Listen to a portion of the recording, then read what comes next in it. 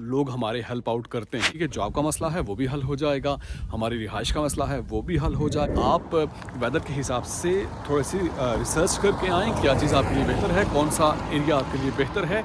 तो अगर weather sickness है तो फिर ज़ाहिर आपके लिए मुश्किल हो सकती है। जो लोग मेहनत करते हैं, जो लोग हार्ड वर्किंग करते हैं, उनके लिए कनाडा ये मुल्क है, उनको वेलकम करता है और उनकी ग्रोथ के भी चांसेस हैं और इस हवाले से ये मुल्क सपोर्ट। हेलो एंड अस्सलाम वालेकुम बाजीज एंड बाजीज, ਤੁਹਾਡਾ अपना मेज़बान अली जन्नत all the way from Canada.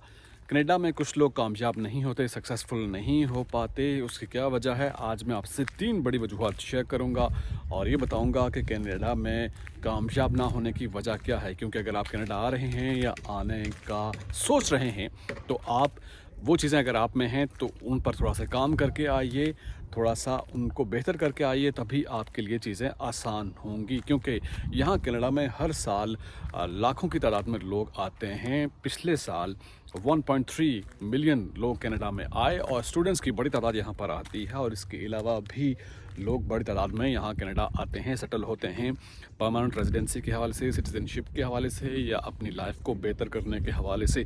तो आज मैंने कैप क्यों पहनी हुई है आप देख सकते हैं, ये वजह भी बताऊँगा और बाकायदा तौर पर आगाज़ करते हैं। और सबसे पहले हम बात करते हैं, पहली रीज़न आपसे मैं शेयर करना चाहता हूँ कि क्या बड़ी वजह होती है कि लोग कामयाब नहीं हो पाते।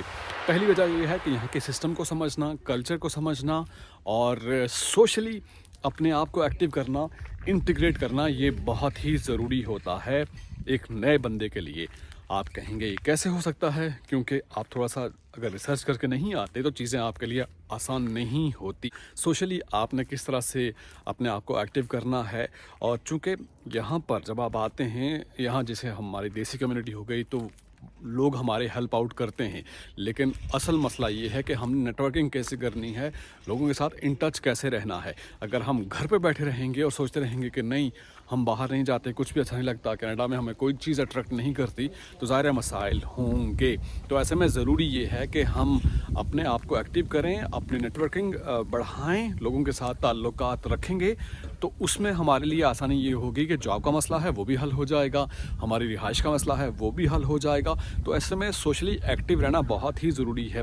यहाँ आप आते हैं, डिफरेंट ग्रुप्स बने होते हैं, उन ग्रुप्स में जो हमारी देसी कम्युनिटी है, कुछ भी आप कह सकते हैं, तो लोग हेल्प आउट कर देते हैं, नए बंदे को हेल्प की जाती है।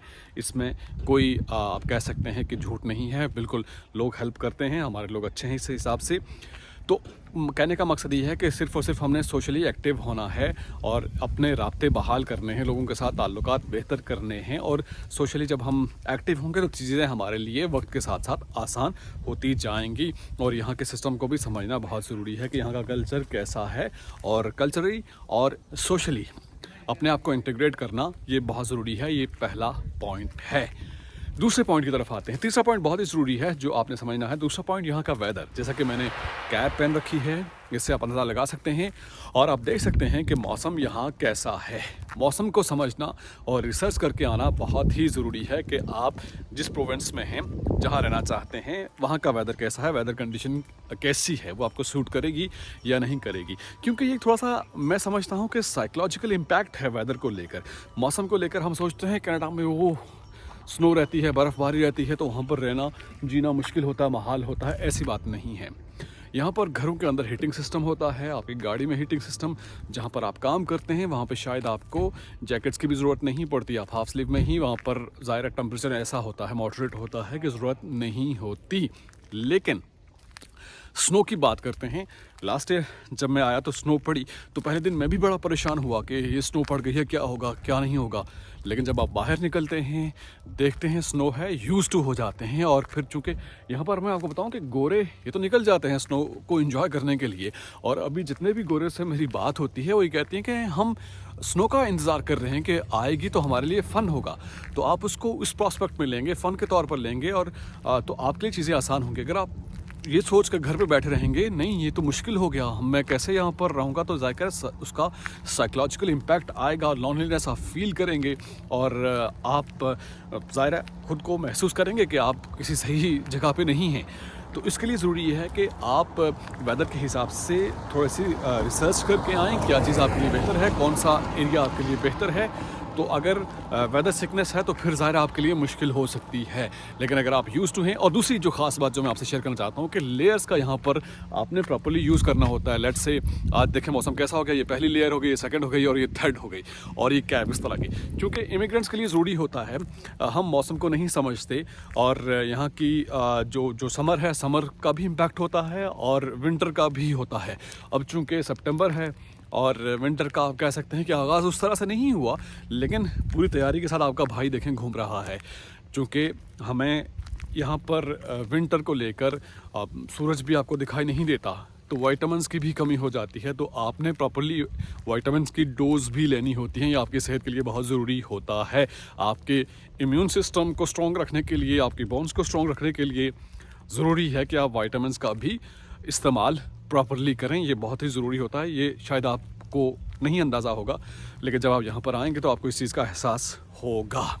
मौसम के हवाले से बात कर रहे थे, एक साइकोलॉजिकल इम्पैक्ट है। अगर आप इसको लाइटली लेंगे तो कोई भी मसला नहीं है। चीज़ें रूटीन के मुताबिक चलती रहती हैं। बेशक यहाँ पर बर्फ़बारी है, कुछ भी है, और चीज़ें एज़ इट इज़ ही होती हैं। जैसे समर में होती हैं वैसे विंटर में भी होती हैं। ऐसे ही शेड्यूल के मुताबिक चीज़ें चलती रहती हैं। कोई चीज़ यहाँ पर कनाडा में रुकती नहीं है। तो लिहाजा ज़रूरत इस अमर की है कि आपने सिर्फ अपने आप को उस सिस्टम के साथ इंडल्ज करना है।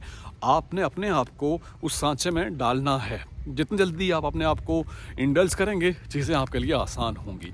तीसरी जो चीज़ है, जो पॉइंट है, जो इम्पोर्टेंट जिसमें मैं ज़ोर देना चाह रहा हूँ, वो ये है कि आपने थोड़ी बहुत अपने बारे में रिसर्च करके आनी है और ये सोचना है कि अगले 3 साल या 5 साल आपने क्या करना है।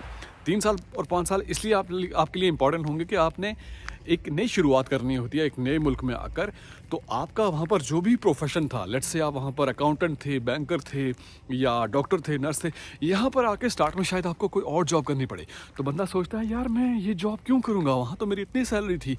लेकिन यहाँ के सिस्टम को समझने के लिए और अपने आप को बेहतर बनाने के लिए ज़रूरी ये है कि आप उन चीज़ों को अडॉप्ट करेंगे तो आपके लिए चीज़ें आसान होंगी। आप वहाँ पर जो भी जॉब कर रहे थे, ज़ाहिर है वो आपका अपना एक प्रोफाइल है, एक पर्सोना है, लेकिन यहाँ पर आकर आपने मेहनत करनी है। तो कनाडा मुल्क है, जो लोग मेहनत करते हैं, जो लोग हार्ड वर्किंग करते हैं, उनके लिए कनाडा ये मुल्क है, उनको वेलकम करता है और उनकी ग्रोथ के भी चांसेस हैं और इस हवाले से ये मुल्क सपोर्ट भी करता है। तो ज़ाहिर है आप किसी भी प्रोफेशन में मेहनत करेंगे और 3 साल आप कह सकते हैं कि आपने बहुत मेहनत करनी है, तो ज़ाहिर है आपके सक्सेस के चांस आगे ज़्यादा हो जाते हैं। प्लानिंग करके आनी है कि आपकी स्ट्रेटजी क्या है, 3 साल आपने क्या काम करना है, 5 साल आपने क्या काम करना है, क्या चीज़ आपके लिए बेहतर होगी। तो अगर आप में ये चीज़ें मौजूद हैं तो आप उनको बेहतर कर सकते हैं और आप कनाडा आइए, तभी आप कामयाब हो सकते हैं। आई होप कि ये वीडियो आपके लिए हेल्पफुल हुई होगी। मज़ीद नेक्स्ट वीडियो में आपसे मुलाकात होगी। टिल देन अपना बहुत सारा ख्याल रखिएगा। अल्लाह हाफिज़।